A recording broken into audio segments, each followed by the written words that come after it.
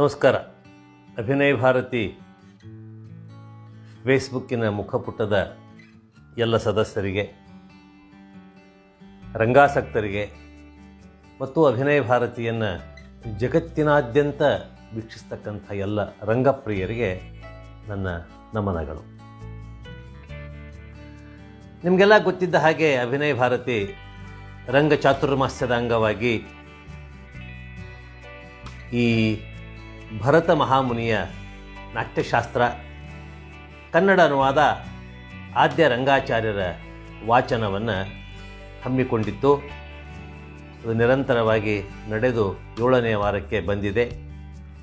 7ನೇ ವಾರದಲ್ಲಿ 2 ದಿನಗಳನ್ನು ಓದಿ 3ನೇ ದಿನದ ಓದನ್ನು ಇವತ್ತು ನಾನು ಓದುತ್ತಿದ್ದೇನೆ. ಇವತ್ತು 35ನೇ ಅಧ್ಯಾಯ, ಅಂದರೆ ಪಾತ್ರಗಳ ಹಂಚುವಿಕೆ. ನಾವು ನಿನ್ನೆ ಮತ್ತು ಮೊನ್ನೆ 2 ದಿನಗಳವರೆಗೆ 34ನೇ ಅಧ್ಯಾಯದಲ್ಲಿ ಪಾತ್ರಗಳ ಪ್ರಕಾರಗಳು ಅಂತನ್ನುವ ಅಧ್ಯಾಯವನ್ನು ನೋಡಿದ್ವಿ. ಇವತ್ತು ಆ ಪಾತ್ರಗಳ ಪ್ರಕಾರ ಆದ ಮೇಲೆ ಪಾತ್ರಗಳನ್ನು ಹಂಚುವಿಕೆ ಅಂತನ್ನುವುದನ್ನು ಇವತ್ತು ನೋಡ್ತಾ ಇದ್ದೀವಿ. ವಿಶೇಷ ಸೂಚನೆ, ಈ ಅಧ್ಯಾಯದಲ್ಲಿ ಪ್ರಾರಂಭದ ಶ್ಲೋಕದಲ್ಲಿಯೇ ಹೇಳುವಂತೆ ಪಾತ್ರಗಳ ಹಂಚುವಿಕೆಯ ಅಥವಾ ಪಾತ್ರಕ್ಕೆ ತಕ್ಕ ನಟನನ್ನು ಆರಿಸುವ ಬಗ್ಗೆ ಹೇಳಲಾಗಿದೆ. ನಿರ್ಣಯ ಸಾಗರದ ಆವೃತ್ತಿಯಲ್ಲಿ ಒಟ್ಟು 39 ಶ್ಲೋಕಗಳಿವೆ. ಬಡೋದೆಯ ಆವೃತ್ತಿಯಲ್ಲಿ 41 ಶ್ಲೋಕಗಳಿವೆ. ಆದರೆ ಡಾಕ್ಟರ್ ಘೋಷ್ ಅವರ ಆವೃತ್ತಿಯಲ್ಲಿ 109 ಶ್ಲೋಕಗಳಿವೆ. ಇವೆಲ್ಲ ಶ್ಲೋಕಗಳು ಭರತನ ಪ್ರಾರಂಭದಲ್ಲಿ ಹೇಳಿದಂತೆ ಪಾತ್ರಗಳ ಹಂಚುವಿಕೆಗೆ ಸಂಬಂಧಿಸಿಲ್ಲ. ಆದುದರಿಂದ ವಿಷಯಕ್ಕೆ ಸಂಬಂಧಿಸಿದ ಶ್ಲೋಕಗಳನ್ನು ಮಾತ್ರ ಅನುವಾದಿಸಲಾಗಿದೆ. ಸಾಮಾನ್ಯವಾಗಿ ಡಾಕ್ಟರ್ ಘೋಷ್ ಅವರ ಆವೃತ್ತಿಯನ್ನೇ ಇದುವರೆಗೆ ಅನುಸರಿಸಿದ್ದರಿಂದ ಈ ಅಧ್ಯಾಯದಲ್ಲೂ ಶ್ಲೋಕಗಳ ಸಂಖ್ಯೆಯನ್ನು ಅದಕ್ಕೆ ಅನುಸಾರವಾಗಿ ಕೊಡಲಾಗಿದೆ.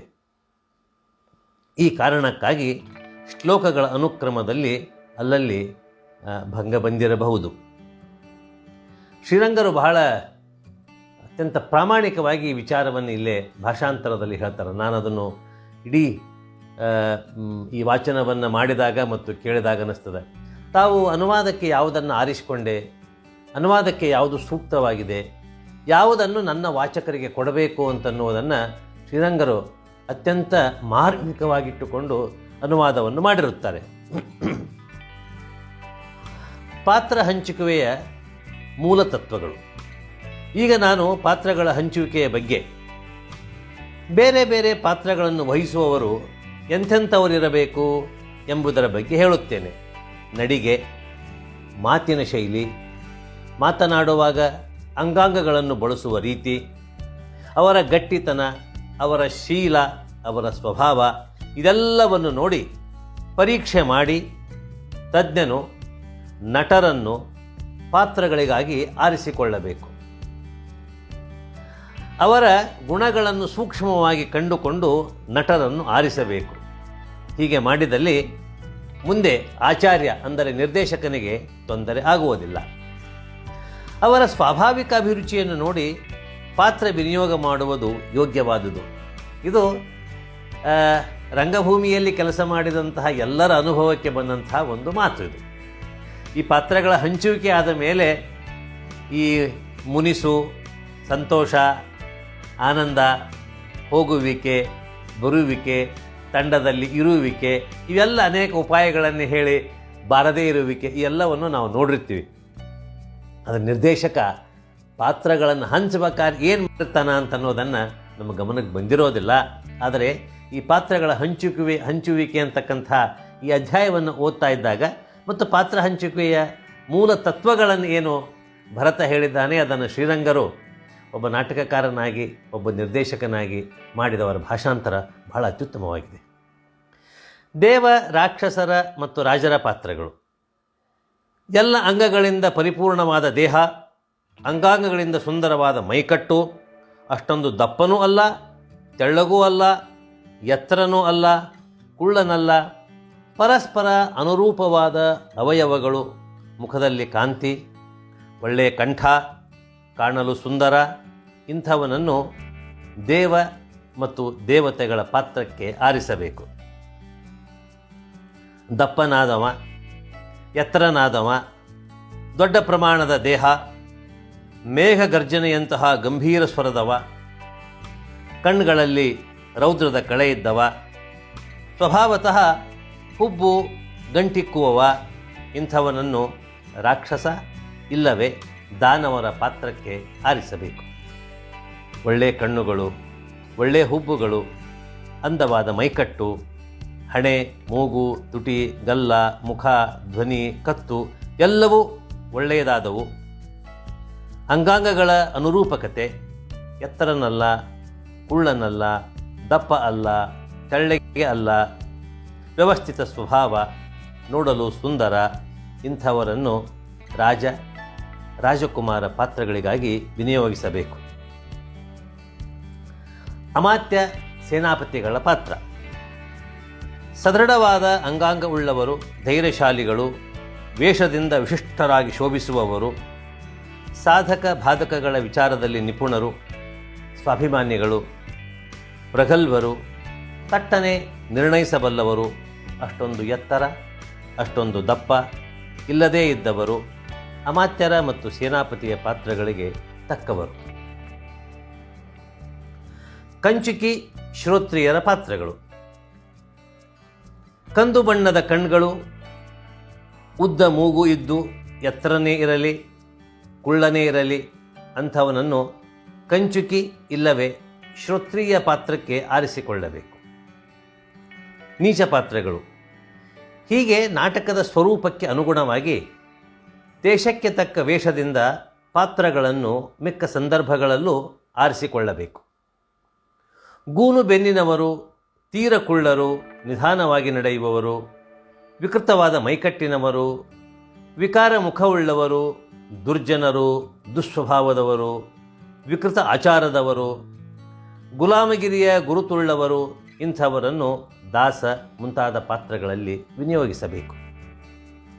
ಸಂಕೀರ್ಣ ನಿಯಮಗಳು: ಹೀಗೆಯೇ ಹುಟ್ಟಿನಿಂದಲೇ ಅತ್ಯಂತ ಕೃಶನಾದವನು, ಸೊರಗಿದ ದೇಹದವನು, ತಪಸ್ಸು ಮಾಡುವವನ ಇಲ್ಲವೇ ದಣಿದವನ ಪಾತ್ರಕ್ಕೆ ಆರಿಸಲ್ಪಡಬೇಕು. ದೇಹದಿಂದ ದಷ್ಟಪುಷ್ಟನಾದವನನ್ನು ಆರೋಗ್ಯವಂತನ ಪಾತ್ರಕ್ಕೆ ಆರಿಸಬೇಕು. ಒಂದು ವೇಳೆ ಸ್ವಭಾವ ಸ್ವರೂಪ ಜನ್ಮಗಳಿಂದ ಪಾತ್ರಕ್ಕೆ ತಕ್ಕವರು ಸಿಕ್ಕದಿದ್ದರೆ ಆಚಾರ್ಯನು ಅಂದರೆ ನಿರ್ದೇಶಕನು ತನ್ನ ಸ್ವಂತ ಬುದ್ಧಿಯಿಂದ ತಕ್ಕ ಹಾವಭಾವಗಳ ನಟರನ್ನು ಆರಿಸಿಕೊಳ್ಳಬೇಕು.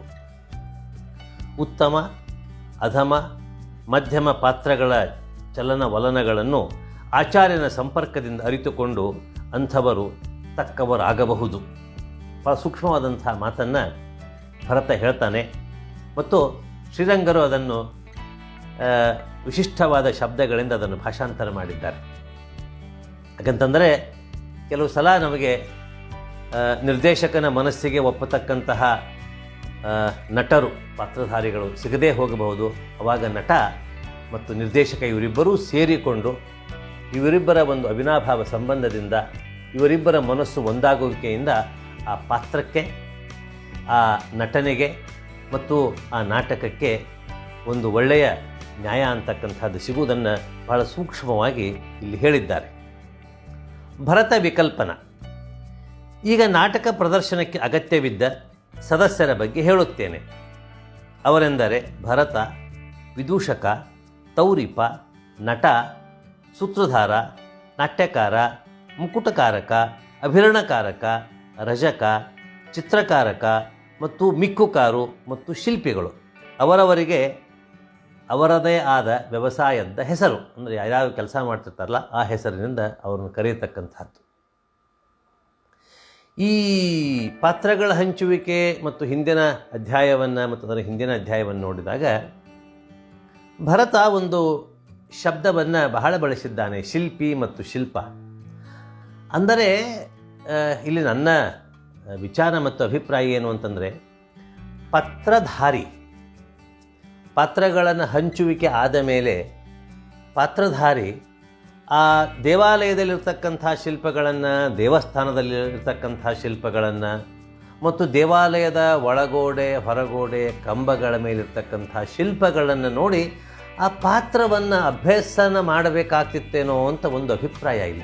ಯಾಕಂತಂದ್ರೆ ಕೆಲವು ಪಾತ್ರಗಳ ಚಿತ್ರಣವನ್ನು ನೋಡಿದಾಗ, ಕೆಲವು ಪಾತ್ರಗಳ ನಟನೆಯನ್ನು ನೋಡಿದಾಗ, ಕೆಲವು ಪಾತ್ರಗಳ ಕಾಸ್ಟ್ಯೂಮ್ಸ್ಗಳನ್ನು ನೋಡಿದಾಗ ಇವತ್ತು ನಾವೇನು ಇವತ್ತು ಬೇರೆ ಬೇರೆ ಶಿಲ್ಪಗಳನ್ನು ನೋಡ್ತಾ ಇದ್ವಿ. ಬಾದಾಮಿಯ ಗುಹೆ ಶಿಲ್ಪ ಆಗಿರ್ಬೋದು, ಅಥವಾ ಬೇಲೂರು ಹಳೆಬೀಡಿನ ಶಿಲ್ಪ ಆಗಿರ್ಬೋದು, ಐಹೊಳೆ ಪಟ್ಟದಕಲ್ಲಿನ ಶಿಲ್ಪ ಆಗಿರ್ಬೋದು, ಮತ್ತು ನಮ್ಮ ಈ ಭಾರತವನ್ನು ಮತ್ತು ಕರ್ನಾಟಕವನ್ನು ಆಳಿ ಹೋದಂತಹ ರಾಜ ಮಹಾರಾಜರು ಕೆತ್ತಿಸಿದ ನಿರ್ಮಿಸಿದ ಶಿಲ್ಪಗಳಾಗಿರ್ಬೋದು, ಅಥವಾ ಮತ್ತು ಚಿತ್ರಪಟಗಳಲ್ಲಿರ್ತಕ್ಕಂಥ ಚಿತ್ರ ಮತ್ತು ಶಿಲ್ಪಗಳನ್ನು ನೋಡಿದಾಗ ಅವುಗಳ ಅಭ್ಯಾಸವನ್ನು ನಟ ಮಾಡಬೇಕು ಅಂತನ್ನೋದನ್ನು ನಮಗೆ ಸೂಚ್ಯವಾಗಿ ಭರತ ಮತ್ತು ಶ್ರೀರಂಗರು ಹೇಳುತ್ತಾರೆ.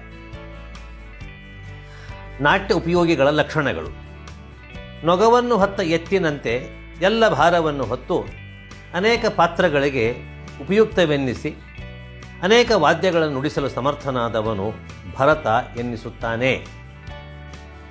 ಜನರನ್ನು ರಂಜಿಸುವವನು, ಜನರ ನಡೆ ನುಡಿಗಳನ್ನು ಅಣಕಿಸುವವನು ಅಂದರೆ ಅನುಕರಿಸುವವನು, ಹೆಂಗಸರ ಸನ್ನಿಧಿಯನ್ನು ಸೇರುವವನು, ರಹಸ್ಯಗಳನ್ನು ಹೊರಗಿಡುವವನು, ಚಾಣಾಕ್ಷನಾದವನು, ಮುಖದಿಂದ ಕುರೂಪಿಯೂ ಇದ್ದವನು, ಇಂಥವನು ವಿದೂಷಕನು ಎನಿಸಿಕೊಳ್ಳುತ್ತಾನೆ.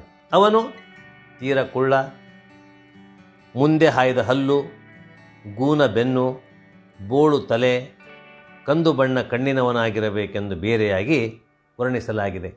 ಅಂದರೆ ಅವನು ರಂಗಭೂಮಿ ಮೇಲೆ ಬಂದ ಮೇಲೆ ಹಾಸ್ಯ ಸಾಮಾನ್ಯವಾಗಿ ಉಕ್ಕಬೇಕು ಅಂತನ್ನೋದು, ಮತ್ತು ಅವನ ಭಾವ ಮತ್ತು ಮಾತು, ಆತನ ಎಲ್ಲ ವಾಚಿಕ ಮತ್ತು ಆಂಗಿಕ ಅಭಿನಯಗಳಿಂದ ಹೆಚ್ಚು ಜನರನ್ನು ರಂಜಿಸ್ತಕ್ಕಂತಹ ನಟನಾ ಸಾಮರ್ಥ್ಯ ಮತ್ತು ಕೌಶಲ್ಯ ಅವನಿಗಿರಬೇಕು.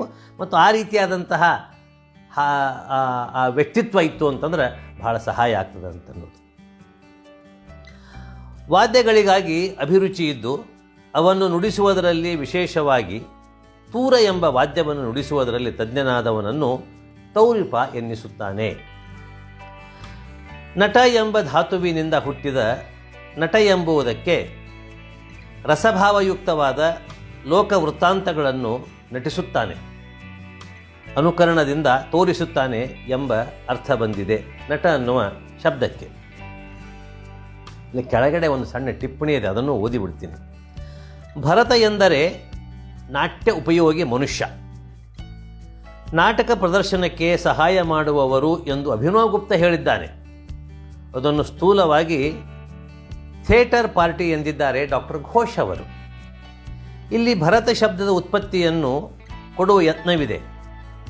ಪ್ರಯೋಗದ ಭಾರವನ್ನು ಹೊರುತ್ತಾನೆ, ಕಲೆಗಾರರ ಕೊರತೆಯನ್ನು ತುಂಬುತ್ತಾನೆ ಮುಂತಾಗಿ ಬೃಹಧಾತುವಿನಲ್ಲಿ ಮೂಲ ಹುಡುಕಲಾಗಿದೆ. ಆದರೆ ನಾಟ್ಯ ಉಪಯೋಗಿಗಳಲ್ಲಿ ಮೊದಲ ಹೆಸರು ಅವನದಾದುದರಿಂದ ಅವನು ನಾಟಕ, ನೃತ್ಯ ಮತ್ತು ಸಂಗೀತ ಮೂರರಲ್ಲಿಯೂ ತಜ್ಞನಾಗಿರಬಹುದಾಗಿದೆ. ಈ ಶಾಸ್ತ್ರದ ಅಂದರೆ ಈ ನಾಟ್ಯಶಾಸ್ತ್ರದ ಕರ್ತೃತ್ವವು ಭರತ ಎಂಬವನಿಗೆ ಇದೆ. ಇದು ಬಹಳ ಮಹತ್ವದ ವಿಷಯವಾಗಿದೆ.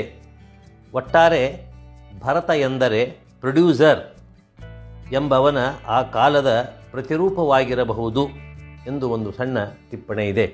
ಅಂದರೆ ಈ ಭರತನ ನಾಟ್ಯಶಾಸ್ತ್ರ ಅಂತನ್ನೋದಕ್ಕೆ ಈ ಒಂದು ಪ್ಯಾರಾ ಬಹಳ ಸಹಾಯ ಆಗ್ತದೆ, ಮತ್ತು ಅದು ಭರತನ ವ್ಯಕ್ತಿತ್ವವನ್ನು, ಭರತನ ಚಿತ್ರವನ್ನು ನಮ್ಮ ಎದುರಿಗೆ ಕೊಡ್ತಕ್ಕಂಥದ್ದು. ಶಿಷ್ಟರಿಂದ ಕಲಿತುಕೊಂಡು ಸೂತ್ರಗಳಿಂದ ಗೀತ, ನೃತ್ಯ ಇವುಗಳ ಸಮನ್ವಯವನ್ನು ಮಾಡಬಲ್ಲವನು ಸೂತ್ರಧಾರ. ನಿಮಗೆಲ್ಲ ಗೊತ್ತಿದೆ, ಸಾಮಾನ್ಯವಾಗಿ ನಮ್ಮ ಸಂಸ್ಕೃತ ರಂಗಭೂಮಿ ಮತ್ತು ಕನ್ನಡದ ಕ್ಲಾಸಿಕಲ್ ಥಿಯೇಟರ್ ಏನು ಅಭಿಜಾತ ರಂಗಭೂಮಿ ಅಂತ ಏನು ಕರಿತೀವಿ, ಎಲ್ಲದರಲ್ಲಿಯೂ ಸಹಿತ ಈ ಸೂತ್ರಧಾರ ಮತ್ತು ನಟ ಮತ್ತು ನಟಿ ಇವರ ಪ್ರವೇಶದಿಂದಲೇ ನಾಟಕ ಪ್ರಾರಂಭ ಆಗ್ತದೆ. ಅದು ಜನಪದ ರಂಗಭೂಮಿಯಲ್ಲಿಯೂ ಬಂದಿದೆ. ಉದಾಹರಣೆಗಾಗಿ ಕೃಷ್ಣ ಪಾರಿಜಾತವನ್ನು ನೋಡಿದಾಗ ನಟ ಮತ್ತು ನಟಿಯಿಂದ ಪ್ರಾರಂಭ ಆಗ್ತದೆ, ಮತ್ತು ಅಲ್ಲಿಯೂ ಸಹಿತ ಸೂತ್ರಧಾರನ ಪ್ರವೇಶದಿಂದ ಪ್ರಾರಂಭ ಆಗ್ತದೆ. ಸೂತ್ರಧಾರ ನಾಟಕದ ನಾಂದಿ ಪದ್ಯವನ್ನು ಮತ್ತು ಮಂಗಲ ಪದ್ಯವನ್ನು ಹೇಳಬೇಕಾದ್ರೆ ಅವನು ಮುಖ್ಯವಾದ ಜವಾಬ್ದಾರಿಯನ್ನು ವಹಿಸಿಕೊಂಡು ಅದನ್ನು ಪ್ರಾರಂಭ ಮಾಡ್ತಾನೆ. ಆದ್ದರಿಂದ ನಮ್ಮ ಭಾರತೀಯ ರಂಗಭೂಮಿಯಲ್ಲಿ ಸೂತ್ರಧಾರನಿಗೆ ಹೆಚ್ಚಿನ ಮಹತ್ವ ಅಂತಕ್ಕಂಥದ್ದಿದೆ. ವ್ಯವಹಾರದಲ್ಲಿಯ ಜನರ ರಸ ಭಾವ ಸ್ವಭಾವಗಳನ್ನು ಶಾಸ್ತ್ರವಿಹಿತವಾದ ರೀತಿಯಲ್ಲಿ ಬೇರೆ ಬೇರೆ ಪಾತ್ರಗಳ ಮುಖಾಂತರ ತೋರಿಸೋನೆಂಬುದಕ್ಕೆ ನಾಟ್ಯಕಾರ ಎನ್ನಿಸುತ್ತಾನೆ. ಆತ ಈ ರಸಭಾವಗಳನ್ನು ಸತ್ವಯುತವಾಗಿ ತೋರಿಸುತ್ತಾನೆ. ರಸ ಮತ್ತು ಭಾವ ಮತ್ತು ರಸಸಿದ್ಧಾಂತದ ಬಗ್ಗೆ ಭರತ ಮುನಿ ಬಹಳ ಚಿಂತನಾರೂಪವಾದಂತಹ ಮಾತುಗಳನ್ನು ಹೇಳ್ತಾನೆ. ರಸ ಕಾವ್ಯಕ್ಕೆ ಎಷ್ಟು ಮುಖ್ಯನೋ ರಂಗಕ್ಕೂ ಅಷ್ಟೇ ಮುಖ್ಯ ಅಂತನ್ನುವುದು ನಮಗೆ ತಿಳಿಸಿಕೊಟ್ಟವನು ಭರತ ಮಹಾಮುನಿ. ಬೇರೆ ಬೇರೆ ಪಾತ್ರಗಳಿಗೆ ಅಗತ್ಯವಿದ್ದಂತಹ ಮುಖವಾಡಗಳನ್ನು, ಪ್ರತಿಶೀರ್ಷಕ ಅಂದರೆ ಮುಕುಟಗಳನ್ನು, ಅದರಂತೆಯೇ ವಿಶಿಷ್ಟವಾದ ವೇಷವನ್ನು ತಯಾರಿಸುವವನು ಮುಕುಟಕಾರ. ಇವತ್ತೇನೋ ಕಾಸ್ಟ್ಯೂಮ್ಸ್ ಮತ್ತು ಡಿಸೈನ್ ಅಂತ ಏನಂತೀವಿ, ಆತನನ್ನು ಮುಕುಟಕಾರ ಅಂತನೋ ಹೆಸರಿನಿಂದ ಹಾಗೆ ಕರೀತಾ ಇದ್ರು. ಶಾಸ್ತ್ರವಿಹಿತವಾದ ರೀತಿಯಲ್ಲಿ ಆಭರಣಗಳನ್ನು ಮಾಡುವವನು ಆಭರಣಕಾರ. ಅವನು ಬಳಸುವ ದ್ರವ್ಯಕ್ಕೆ ಅನುಗುಣವಾಗಿ ಅವನಿಗೆ ಬೇರೆ ಬೇರೆ ಹೆಸರುಗಳನ್ನು ಕೊಡಬಹುದು. ಹಿಂದೆ ಹೇಳಿದ 5 ಥರದ ಮಾಲೆಗಳನ್ನು ತಯಾರಿಸುವವನು ಮಾಲ್ಯಕೃತ್ ಅಂತಕ್ಕಂಥ ಹೆಸರಿನಿಂದ ಹಿಂದೆ ಅದು ಉಲ್ಲೇಖ ಆಗಿದೆ. ತೊಡುವ ಬಟ್ಟೆಗಳನ್ನು ನೋಡಿಕೊಳ್ಳುವವ ವೇಷಕಾರ. ಚಿತ್ರಗಳನ್ನು ಬರೆಯಬಲ್ಲವನು ಚಿತ್ರಕಾರ. ಬಟ್ಟೆಗೆ ಬಣ್ಣ ಕೊಡುವವನು ರಜಕ. ಅರಗು, ಕಲ್ಲು, ಲೋಹ ಮತ್ತು ಕಟ್ಟಿಗೆಗಳಿಂದ ವಸ್ತುಗಳನ್ನು ತಯಾರಿಸುವವನು ಕಾರು. ವಾದ್ಯ ಸಂಗೀತದಲ್ಲಿ ತಜ್ಞನಾದವನು, ವಾದ್ಯಗಳನ್ನು ನುಡಿಸುವಲ್ಲಿ ಕುಶಲನಾದವನು ಕುಶೀಲವನು.